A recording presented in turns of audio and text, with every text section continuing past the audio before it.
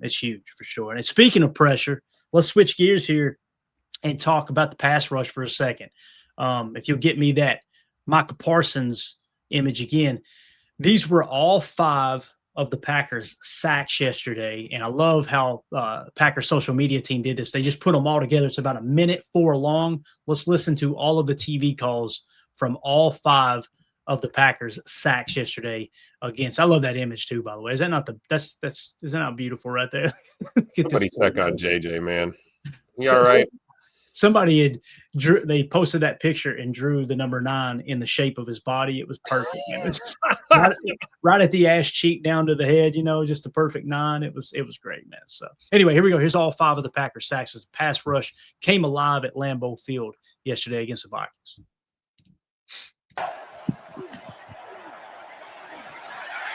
He's sacked back at the 47.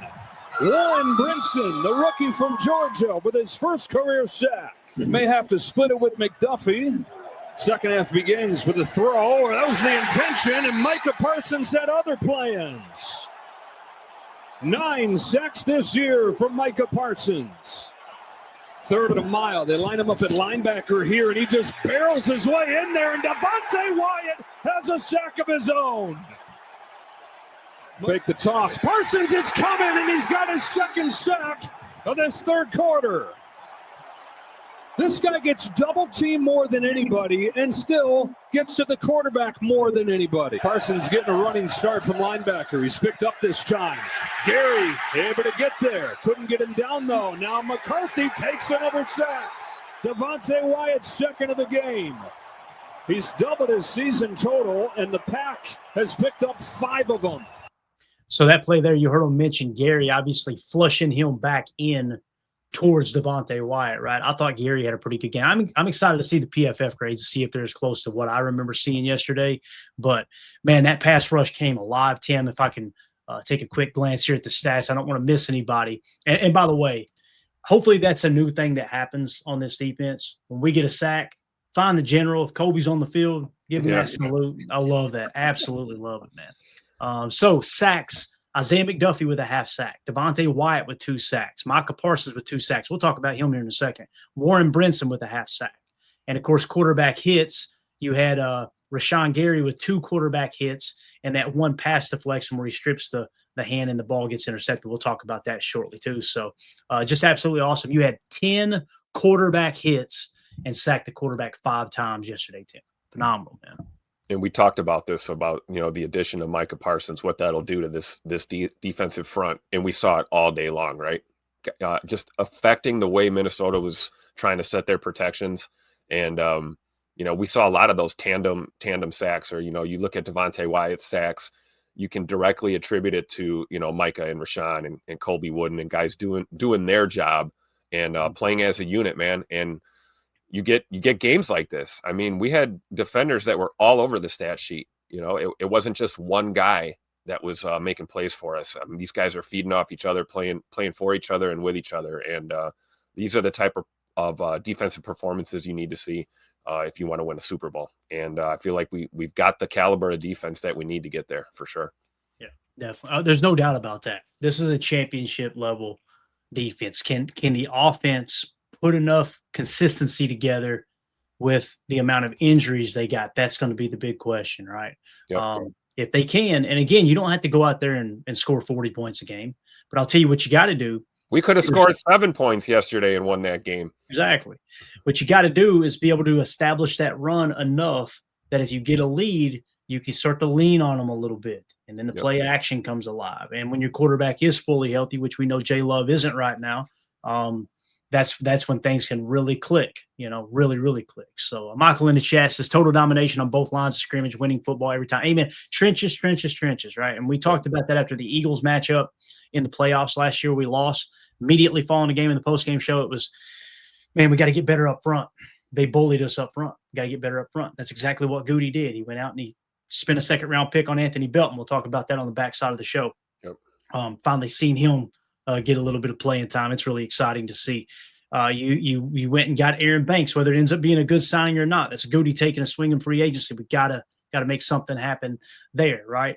All those things, they come into play. Hell, Warren Brinson, I know it's a later round pick, but that's another guy that, I know many Packer fans were very, very excited when they drafted him. You went and got Baron Sorrell. Another guy. Yep. Me and Tim, we were sitting there with the crew in Lambeau Field in the bleachers watching them make that pick live and him walking across the stage outside of the stadium with the draft be there in Green Bay. There was multiple picks. You always got to be looking for guys in the trenches, whether it's on the edge, at the 3 tech, or like I said, on the offensive side of the ball as well. That's why the Jordan Morgan pick, if it ends up being a great pick and he's the franchise left tackle once they do move him there, if they do, great. If not, you still got to take swings there. And you're gonna miss on draft. I was talking to a guy who does a 49ers podcast, and we've done some other work together. Talking to him, and he put a tweet out the other day, and their fan base is raking their organization over the coals for missing on this pick and that pick and this pick and that pick. And I hit him up and was like, bro, that ain't just your fan base. Every fan base is like that. They expect you to hit on 100% of the picks, and we know it doesn't happen that way. The goal is miss on fewer than everybody else is essentially the name of the game, right? So, but completely agree, Michael. Total domination, man, for sure. Holmes MD1 says we haven't seen Oliver yet. Yes, great point. Right? Yep, great point. Yeah, and he was one of the people that one of the guys I was most excited about. Tim coming out of college, his tape was really interesting, man. You talk about a versatile defender. Play multiple spots out there for you. And he looks like he would just dominate on special teams, just how he's built, right? I could see him being one of those guys that we look up, and next year it's like he's leading the special teams in tackles. But let's shift gears here real quick. Well, not really shift too far away. We're talking pass rush anyway. Let's talk about our boy Micah Parsons up to this point. PFF put this tweet out this morning. The Packers defense versus Minnesota, 6 points allowed, 5 sacks, 3 takeaways, and the passer rating allowed was 34.2. And we know Micah Parsons played a huge role in that, right? And again, you see him getting double and triple teamed. All of a sudden, Rashawn Gary forces an interception. All of a sudden, Devontae Wyatt gets 2 sacks. You got Warren Brinson and McDuffie splitting a sack. It really has unlocked this defense. To me, Tim, Micah yesterday looked healthy for the first time in a long time. And I'm not saying he's been injured this whole time. It's just from time to time you see him get a little nicked, a little banged up, and it's like, okay, he's still effective. They're still double and triple teaming him. You're literally getting a +1 or a +2 hat count when he's on the field. But yesterday, damn, he looked like he was shot out of a cannon, man. And we talked about in the pregame too, man. They had a good offensive line. They had their starting 5 was out there, right? Christian Darrisaw is a good left tackle. Right. And I'm trying to think of who the guys at O'Neal on the right side, whoever it was. I mean, they're grading out a pretty darn good offensive line. Kelly was back at center. Kelly, I think last year graded out in the 70s or 80s. So this was a good offensive line. Now the quarterback, that's a different story. And nonetheless, though, man, good defense still take advantage of bad quarterback plays for sure.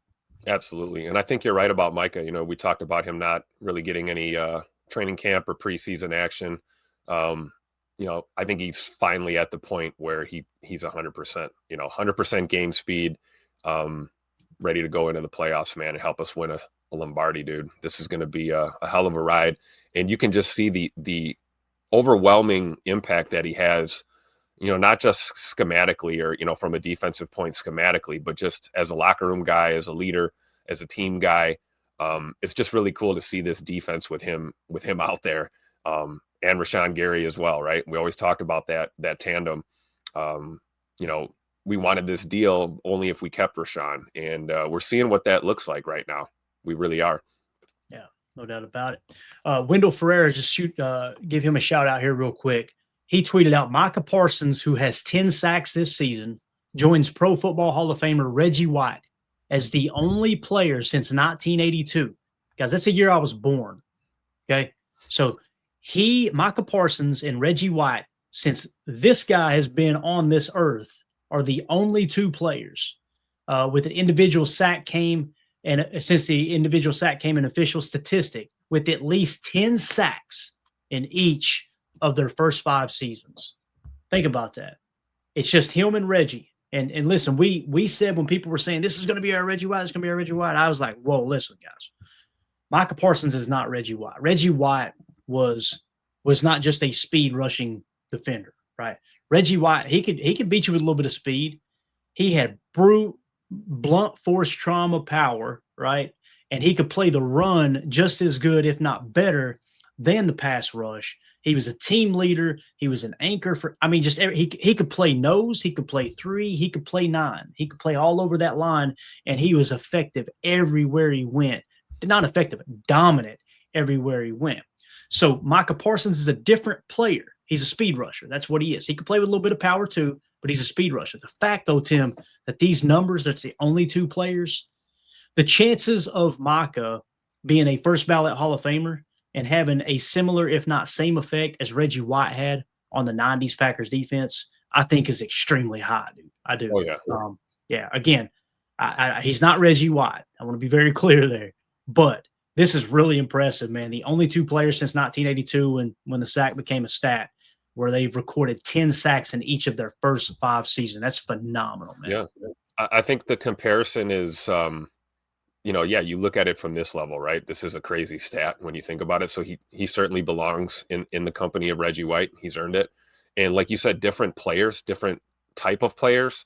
However, I do think it's fair to say that I think you're right, Clayton. I think, when you think of the impact of, signing Reggie White as the first free agent and him coming to Green Bay and what he did for this defense, I think Micah's impact is going to be very similar. Picking him up with, Goody fleecing Jerry Jones out of Micah Parsons. We can see the changes almost immediately. And then now we're well into this season making a playoff push, and it continues to get better. And, Micah does have some attributes to his game that are similar to Reggie when you think about the versatility factor. You talk about Reggie being able to play multiple spots on the line.